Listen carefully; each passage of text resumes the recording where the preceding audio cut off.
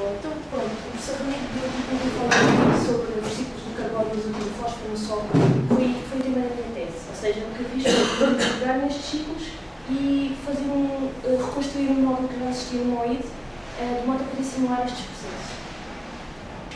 Então, isto aqui é só um bocadinho disso daquilo que eu vou mostrar aqui. Portanto, primeiro vou só falar um bocadinho da teoria, do que é que está por trás destes ciclos e principalmente qual é que é a importância destes ciclos, porque é que nós estamos a modulá-los e porque é que foi importante modulá-los, porque é que a minha tese, porque é que eu escolhi esta tese e se calhar não outra. Depois, falar um bocadinho da modulação em si, também para enquadrar a questão bem, porque é que estamos a falar disto nesta cadeira e porque é que a tese foi feita lá no artigo. E depois falar um bocadinho da modulação em PowerSync, não sei se vocês já ouviram falar de PowerSync, que é um programa muito intuitivo e muito fácil de programar, e para começar a programar, a melhor maneira é mesmo começar a programar em PowerSync. E depois, por último, vou falar um bocadinho de um modelo, que é o Root Zone Water Quality Model, que temos escrito. Foi um modelo que eu também utilizei na minha tese, e é um modelo que já é geral, é tipo o que o MOID um dia fará, quando estiver concluído. Portanto, enquanto que a minha tese foi uma coisa muito centrada só nos processos microbiológicos, depois eu, para conseguir ter aplicações, peguei num modelo já mais evoluído e apliquei. Para começar, só então falando um bocadinho da teoria. Este bonequinho aqui mostra-nos os processos essenciais que acontecem no solo. Eu depois, mais para a frente, vou parti-los em cada um dos três ciclos, do carbono, do azoto e do fósforo. Vocês sabem que o principal processo que acontece aqui e que é muito importante é a degradação da matéria orgânica. Continuamente vai dando nutrientes para o solo. Esses nutrientes não estão disponíveis, o que é que vai acontecer? As plantas vão assimilá-los. Mas, por outro lado, o que é que pode acontecer? Pode acontecer que, devido a outros processos, devido a vários tipos de bactérias que estão aqui presentes, as heterotróficas e as autotróficas, como vocês se calhar já não sabem, microbiologia, por exemplo, o NH4 pode passar em NO3 por causa das bactérias autotróficas por nitrificação. E se o NO3 ficar disponível, o NO3 é muito facilmente lixiviado e vai para os aquíferos. Esse é um dos problemas atuais de contaminação. Por outro lado, se nós tivermos os nutrientes na forma de NH4, o NH4, como é um íon positivo, facilmente fica no solo e fica mais disponível para as plantas. Portanto, isto é tudo um balanço de gerir todos os processos que estão a acontecer no solo. Depois temos ainda outro problema relacionado com o fósforo, que é, apesar da matéria orgânica ir continuamente libertando nutrientes para o solo, o fósforo na forma inorgânica normalmente está nesta forma aqui, na forma fixa. E na forma fixa não é assimilado pelas plantas. E isso é um problema, por exemplo, para a fertilização. E a questão que se põe aqui é, nós estamos a pôr fertilizante no solo. E será que o fertilizante está a ser utilizado para as plantas? Será que está a ir para a lixiviação? Será que está a ir para outros processos? O que é que está a acontecer? Então, nós podemos ver estes processos no solo de duas formas. E os modelos também podem ver isso de duas formas. À escala do talhão ou à escala da bacia. Ou seja, estes processos podem ser importantes num pedaço de terra específico que nós estamos a modelar, e onde vemos as plantas a crescer, e vemos ali a terra, e vemos o que é que está a acontecer. Ou então podem ser importantes também à escala da bacia, que é nós temos uma bacia hidrográfica, vemos que a bacia hidrográfica tem uma rede de drenagem, a chuva e o clima vai determinar o caudal das linhas de água, depois vai determinar a umidade do solo, e depois isso vai determinar a quantidade de processos microbiológicos e a forma como a vegetação e a terra e os usos de solo vão ter à sua volta. Porquê é que isso é importante? Porque nós vamos poder ter problemas de qualidade da água que estão a ser influenciados por estes processos. E isso de facto é muito importante, não é? Porque a qualidade da água pode vir não só de fontes de poluição direta, mas também pode vir de fontes de poluição difusa. E nós podemos ter um uso de solo com agricultura que está a contaminar as áreas à volta. Ou então, se calhar, podemos pensar assim, podemos pensar que há uma etapa que está a descarregar com o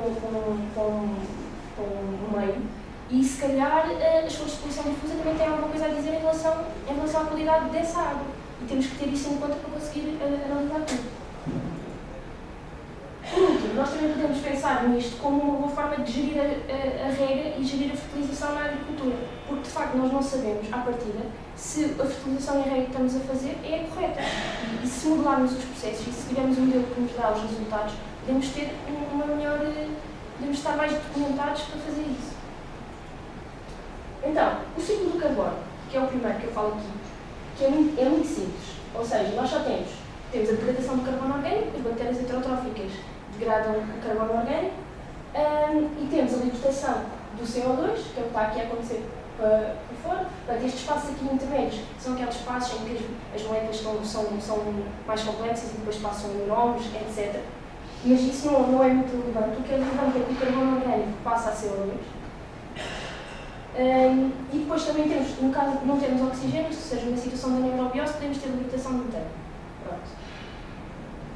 O ciclo do carbono é o mais fácil e é o que não tenho assim tanto a dizer, porque é só mesmo isto que acontece.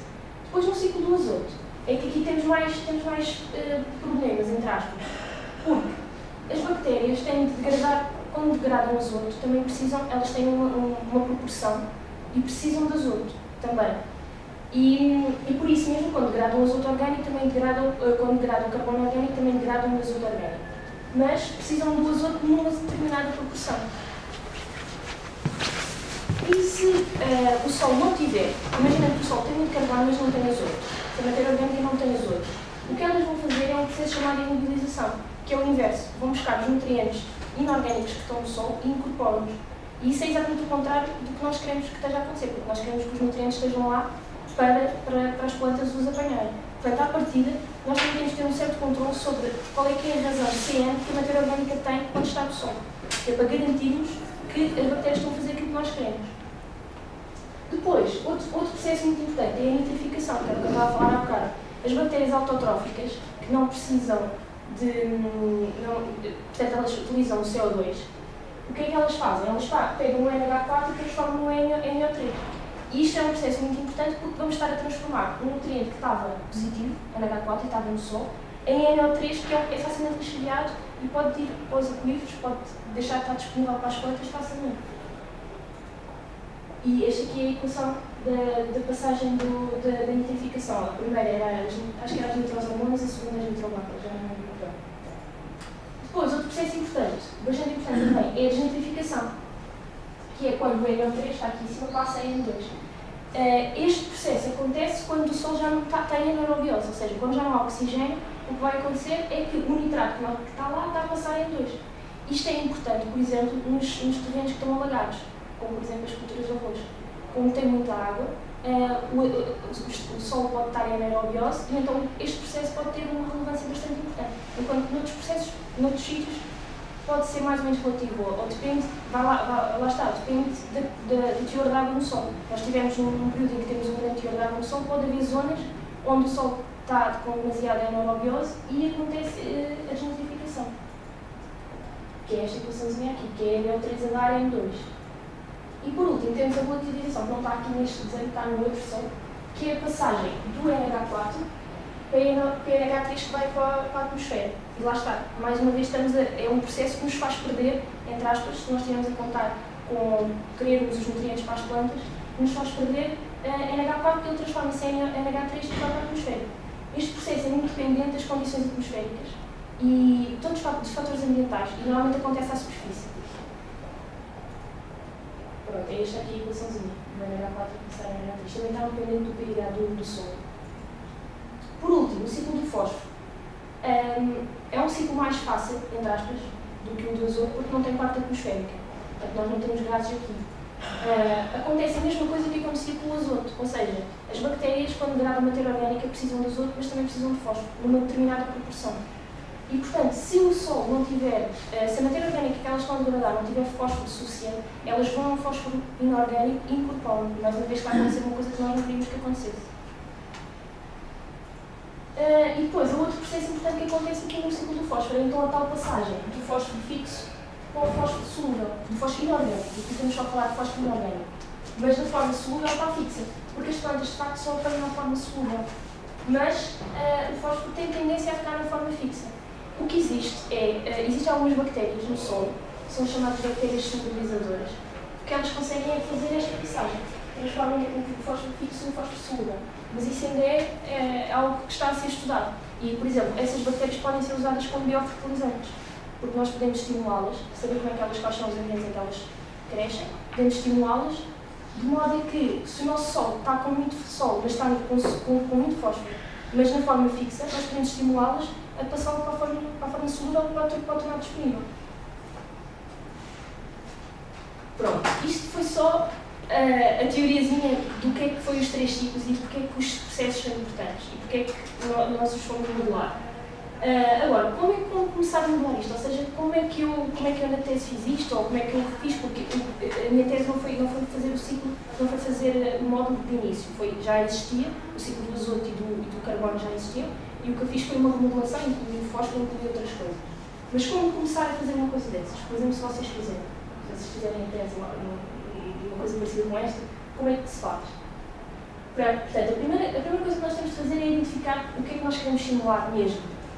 Qual é que são as questões que para nós são relevantes? Porque, por exemplo, naqueles processos, há outros processos que estão lá a acontecer, mas nós temos que identificar quais são os processos que vão determinar como é que as coisas acontecem, quais são verdadeiramente as questões relevantes. Depois disso, temos de identificar quais são as variáveis que nós queremos simular e o que é que nós queremos ver variar no tempo ou no espaço, seja lá o que for. Que é para podermos depois modelá-las e programar sobre elas. Depois disso, hoje já sabemos o que é que nós queremos simular e o que é que nós queremos ver a variar. Nós temos de identificar e escrever as equações que fazem variar as nossas variáveis. E por último, programá-las. E depois, pronto, podemos analisá-las e temos um modelo que temos que calibrá-lo e temos que afiná-lo. Para dar um exemplo destes 4 passos, num modelo simples que é o da presa predador, por exemplo, o nosso primeiro passo é identificar, nós queremos ver como é que varia a presa e o predador ao longo do tempo. As nossas 2 variáveis são a presa e são o predador, que é isso que nós queremos ver. Queremos ver como é que eles vão se comportar ao longo do tempo, neste caso ao longo do tempo, não ao longo do espaço. Então o que é que nós temos de saber? Temos de saber o que é que influencia a haver mais presas e haver menos presas, haver mais predadores e menos predadores. Ou seja, temos de saber quais são esses fluxos. É a natalidade da presa, é a mortalidade da presa, é a taxa de predação e depois a natalidade e a mortalidade referentes ao predador. Cada um destes fluxos vai influenciar tanto a presa como o predador. E então, ainda no terceiro passo, temos o quê? Temos que escrever estas equações para cada um destes fluxos. E depois o que tínhamos de fazer era programá-los, ou seja, dizer a minha empresa é afetada por um fluxo que faz aumentar e que a faz diminuir. Depois, o balanço disso vai nos dar a variação da presa e a variação do predador ao longo do tempo. Pronto, isto foi o que foi feito para o ciclo do carbono, do azoto e do fósforo. E então, o que dá este esquema aqui mostra como é que estas são as variáveis que são controladas no módulo. Ou seja, temos ali a lei do Organic Matter e a refratória Organic Matter, que são 2 tipos de matéria orgânica, uma que decai muito depressa e outra que decai mais devagar. Temos os 3 tipos de população de bactérias e depois, isto é suposto estar azul mais clarinho, mas pronto, os losanglezinhos são os compostos inorgânicos. E estas são as variáveis que são simuladas no módulo e que nós queremos ver a variar no modelo. E as setinhas indicam-nos os processos que influenciam de uns para os outros. Ou seja, por exemplo, aqui nós temos, quando temos uma setinha da matéria orgânica com uma bactéria, estamos a dizer que a bactéria está a comer a matéria orgânica e está a incorporá-la.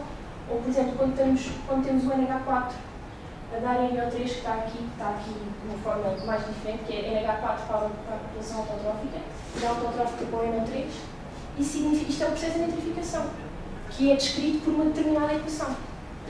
E pronto, estes são os processos que estão aqui. Ou seja, a mineralização da matéria orgânica foi os processos muito similares.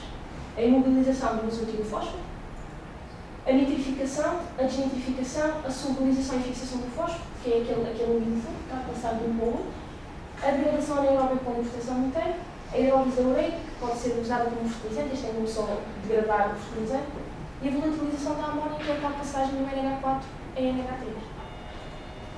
Depois, portanto, para cada uma destas setinhas é um fluxo que vai afetar as propriedades. Portanto, para cada uma destas setas existe uma equação, ou para cada processo existe uma equação.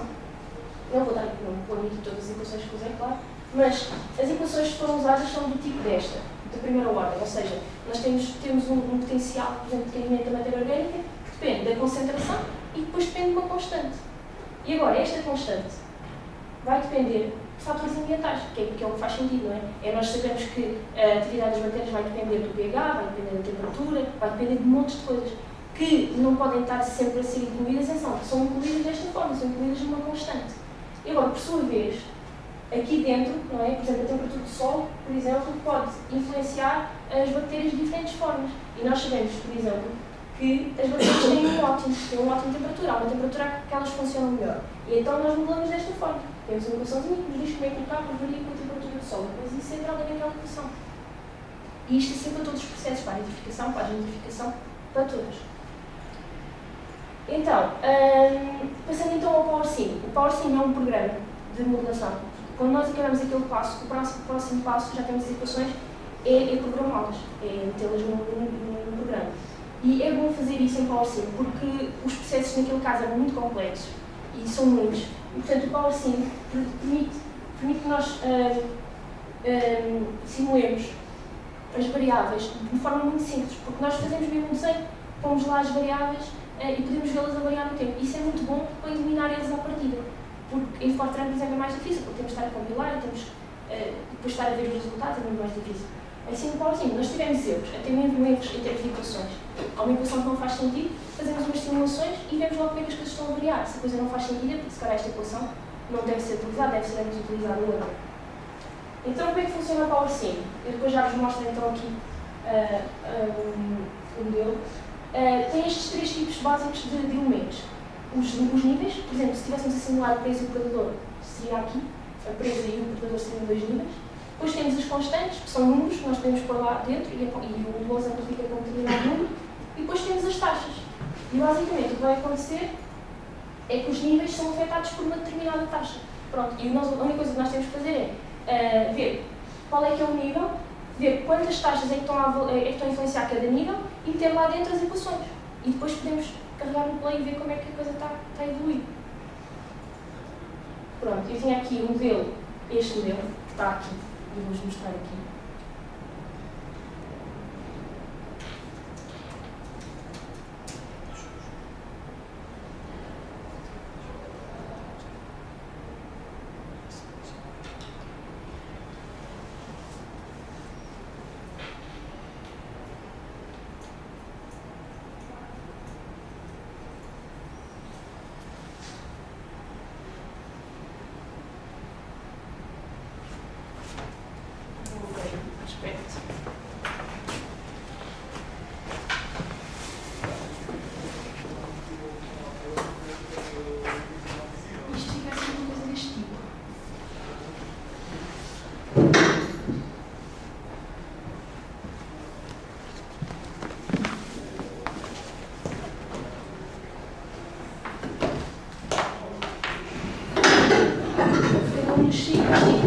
Nós temos cada um dos níveis que vão ser as matérias orgânicas, as bactérias, no caso do carbono temos aqui o CH4 e o CO2, que está aqui.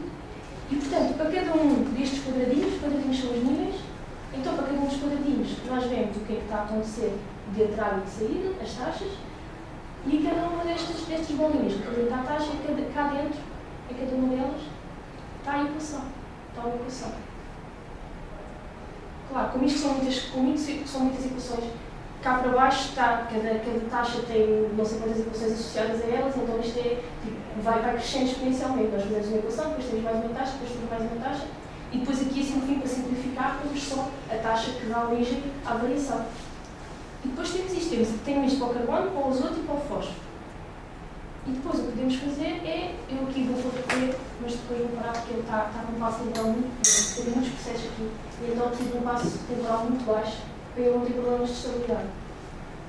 Mas pronto, se fizermos isto a correr, ele agora vai estar a calcular para cada nível como é que as coisas estão a evoluir. Certo? Este programa é excelente para isto. Portanto, agora se quiser, eu vou mostrar ali, faço um gráfico, vejo como é que uma destas coisas está a evoluir. Se isto é um erro, eu posso facilmente detectá-lo. Enquanto eu posso lembrar, muito mais tempo eu consigo fazer isso.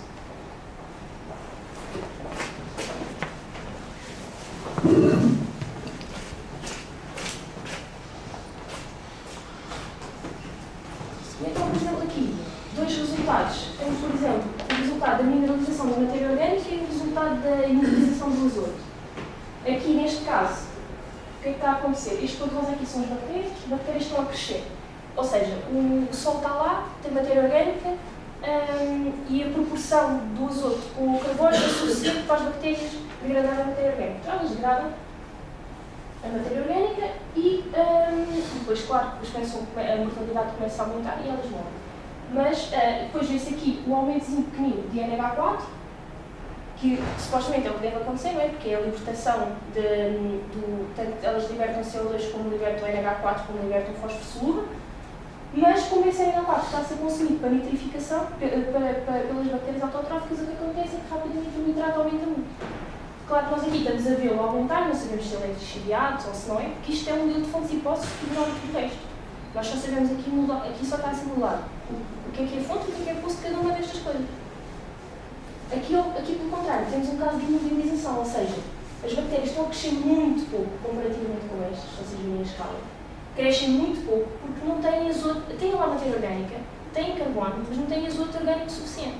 Então o que elas têm de fazer é retirar, portanto aqui o NO3, que é o verde, está a diminuir, porque elas estão a consumi-lo para elas próprias. É o tal fenómeno esquisito, entre aspas, que acontece, que é o nutriente inorgânico que está a ser consumido pelas bactérias, porque elas precisam dele para degradar o carbono, senão não conseguem fazer. Pronto, e então, esta parte agora é a última, ou seja, e foi a última parte também da minha tese, que é, até aqui nós chegámos à parte dos fontes e hipóteses e processos microbiológicos no solo. Mas isto não nos permite, por si só, ver como é que uma coisa está a funcionar no solo, aquilo que eu vos falei das plantas e da distribuição do nitrato, e essas coisas nós não podemos ver isso aqui, porque isso é só um módulo. Nós precisaríamos de um módulo também de hidrodinâmica, e precisaríamos de um módulo de plantas e um módulo da atmosfera, para ter tudo junto. Então, o que eu fiz foi usar este modelo, que é o Wilson Water Quality Model. Existem outros, existe o SWOT, que o David veio cá falar quando falou na sexta-feira. Ele usou o SWOT, que é um modelo muito conceituado e ótimo, que trabalha com bacias hidrográficas. E depois também temos o Wayland, que está em construção e que mais tarde vai poder ter as duas abordagens, a do SWOT e a do Root Zone. A abordagem do Root Zone, então, é à escala do talhão, ou seja, eu estava a simular exatamente um solo, que eu sei onde é que é, sei quais são as características e sei qual é exatamente a cultura que estou a simular. Portanto, sei exatamente qual é que é o talhão de solo que estou a simular. Este modelo permite fazer o transporte de nitrato, ou seja, tem um modelo hidrodinâmico, calcula, consegue dar para cada camada do solo como é que o nitrato está, o nitrato e os outros nutrientes, mas no caso do nitrato que é o mais importante, como é que ele está a variar ao longo da profundidade e ao longo do tempo. E também permite, portanto, este modelo tem lá dentro um módulo de processos microbiológicos exatamente, ou muito parecido com este, que eu mostrei aqui do Wayland agora. Para além disso, também, além de ter esse módulo, também tem um módulo de crescimento de plantas, que é muito importante, porque permite-nos ver, mesmo o crescimento, por exemplo, se eu estou a simular milho, permite-me ver como é que o milho está a crescer. Então, o que é que nós precisamos? Precisamos de um input para o modelo, e o modelo vai-nos dar um output. O input do modelo, o que eu tenho que dar ao modelo é quais são os dados atmosféricos, ou seja, qual é no período de tempo que eu estava a simular, que na altura, para este, foi de 2004 a 2007, portanto, qual é que é as condições atmosféricas. Depois, quais são as características do solo, físicas, qual é a textura, quais é que são as propriedades hidráulicas, se quisermos um módulo químico, aqui, quais são as condições iniciais de compostos químicos, etc. E depois, como output, o modelo dá-nos, entre outras coisas, entre muitas outras coisas, dá-nos estas três que são bastante importantes, que é como é que o teor de água está a variar no solo, como é que o nitrato varia no solo no tempo e como é que está a variar o crescimento da planta, porque a planta, como vai buscar nutrientes ao solo, também influencia, e de que maneira, a disponibilidade dos nutrientes. Então, como output, eu tenho aqui dois. Este aqui, que nos mostra como é que varia o teor de água no solo. Isto aqui, por acaso, estão aqui dois modelos. O roxo, está de género, é o Root Zone, e depois o outro, este azul aqui esquisito, é o IRS, que também é um modelo que também simula teores de água no solo. Aqui em cima, lá em cima dos risquinhos azuis, é a quantidade de água que chega ao solo.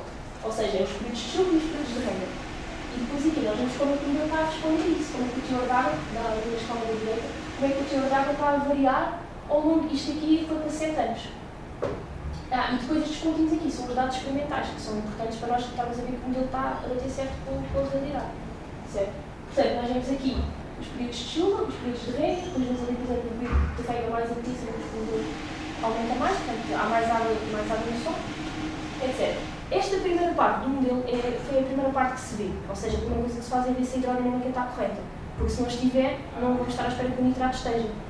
Porque isto é muito importante fazer bem o transporte. Se o transporte da água não está, se a água não está a ser transportada como deve ser no modelo, o resto não poderá estar. Portanto, este é o primeiro ponto de partida. Depois, isto aqui mostra-nos, isto aqui só por 3 anos, mostra-nos como é que o nitrato está a evoluir para a camada de 20 cm ao longo dos 3 anos. Isto aqui também, estas coisinhas aqui, estas barrinhas são as épocas de fertilização dos primeiros 3 anos da cultura. E então nós vemos aqui que o nitrato, por exemplo, aqui tem grandes picos na altura em que há fertilização, porque faz sentido, né? Porque está a ser adicionado ao solo fertilizante, e depois decresce, porque está a ser consumido pelas plantas, está a ser lixiviado. Se vocês virem aqui, por exemplo, entre este período de chuva, entre este período aqui e o seguinte, neste aqui o nitrato está a aumentar muito mais do que no segundo. E a razão por que isto está a acontecer a 20 cm é porque em 2004, em 2004 choveu muito pouco.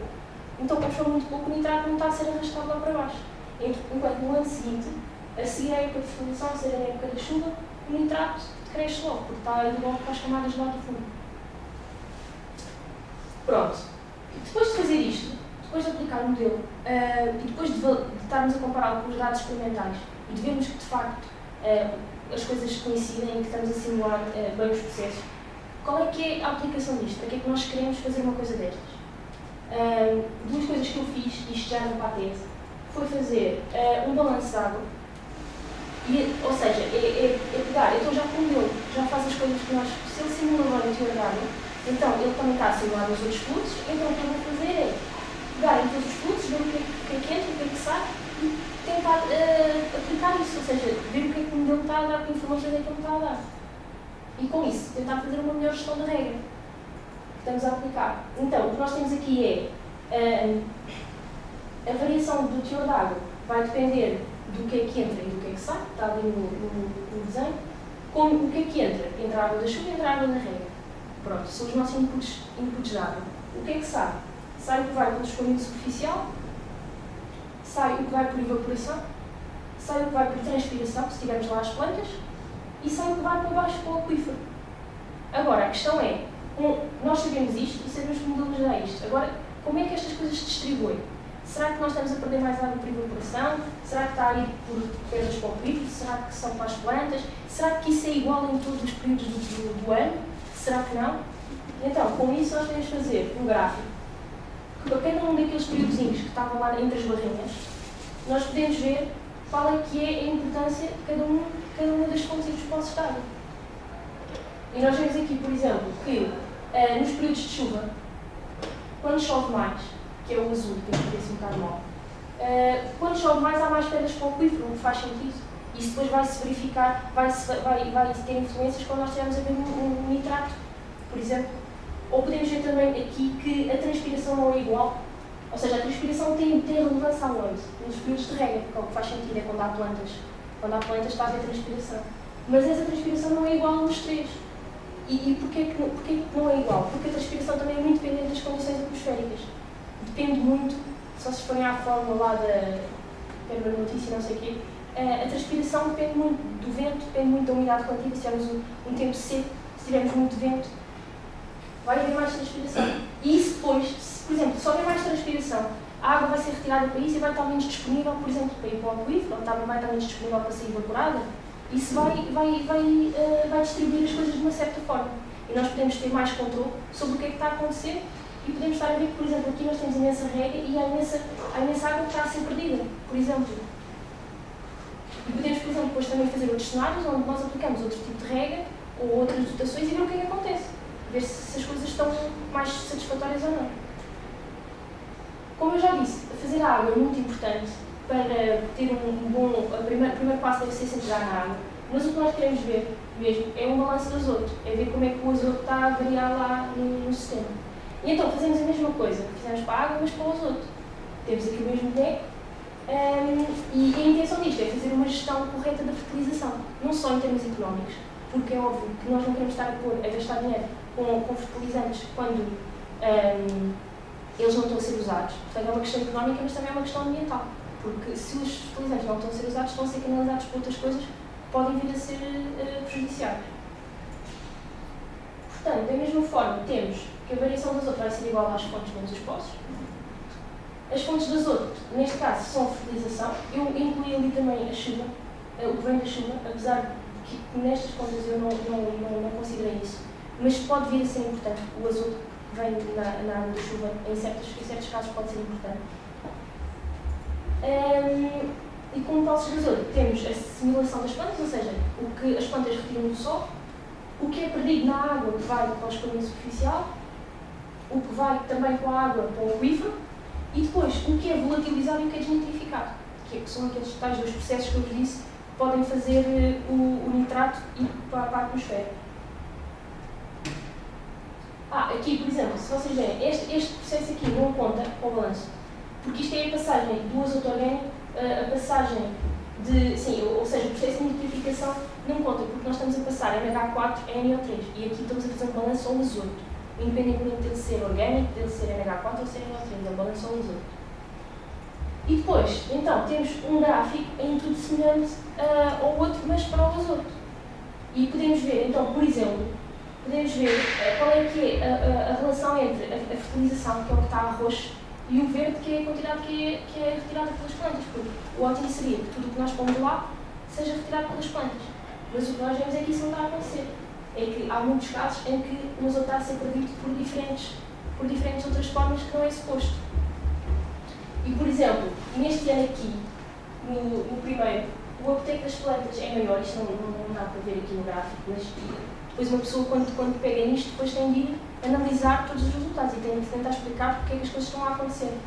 E este primeiro resultado, o facto de vocês verem, por exemplo, a fertilização é mais ou menos a mesma, nos 3 anos, mas o uptake das plantas não é, claramente no primeiro ano é maior. Isso tem a ver com o facto das plantas terem transpirado mais, como o outro gráfico se via. Como elas transpiram mais e retiram mais água do solo, com mais água do solo vem mais azoto. E então isso determinou que o uptake fosse maior. Depois, por exemplo, também temos períodos.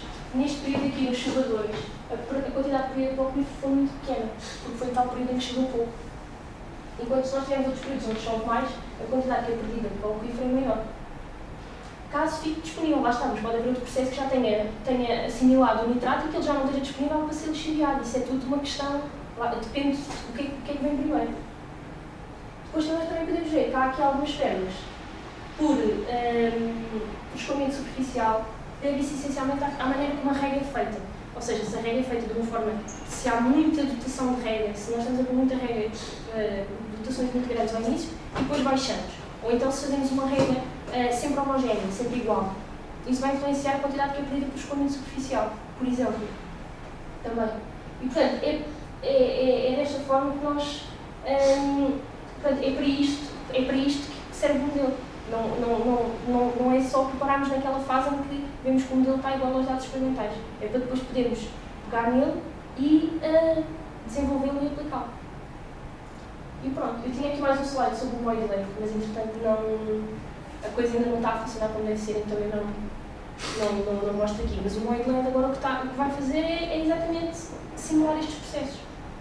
Exatamente da mesma forma, ou tentando o quê? Tentando pegar no SWOT e pegar neste modelo e em outros, ver quais são as partes boas, quais são as partes más, tentar aproveitar ao máximo o que é bom e pôr no Moid Length. E depois pô-lo a simular uma coisa destas e pô-lo a aplicar em situações verdadeiras, ou como o David apresentou lá para as albufeiras com o SWOT.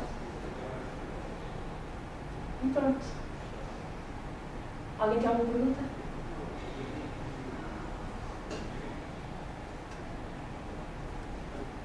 Estou a desligar a câmera.